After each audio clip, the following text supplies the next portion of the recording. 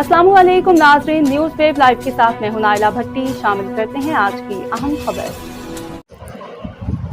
कराची मलीर से इमरान अली शर की रिपोर्ट के मुताबिक मलीर के मुख्तलिफ इलाकों में रोजाना की बुनियाद पर टारगेटेड कॉम्बिंग ऑपरेशंस का सिलसिला जारी। थाना स्टील टाउन के इलाके गुलशन हदीद में मलीर पुलिस का combing search operation SSP Malir Abdul Khaliq Pirzada Sahib की हिदायत पे जराइम पेशा अनासर की बेकनी के लिए किया गया। कॉम्बिंग सर्च ऑपरेशन से कबल इलाके के दाखिली खारजी रास्तों को मजदूद करके हदफी मुकामात की तलाश ली गई। बायोमेट्रिक तलाश डिवाइस की मदद से मुतअद्दिद मुश्तबा अशखास की वेरिफिकेशन और तस्दीक भी की गई। कॉम्बिंग ऑपरेशन में ज़ेर निगरानी SHO स्टील टाउन असलम बिलोर हमरा नफी और लेडीज़ स्टाफ इंटेलिजेंस स्टाफ अपने फ़राइज़ से अंजाम दिए। सर्च ऑपरेशन का मकसद इलाके में अमन अमान का किया और अवाम के तहफ़्फ़ुज़ के साथ साथ जराइम पेशा अनासर की गिरफ्तारी अमल में लाना है।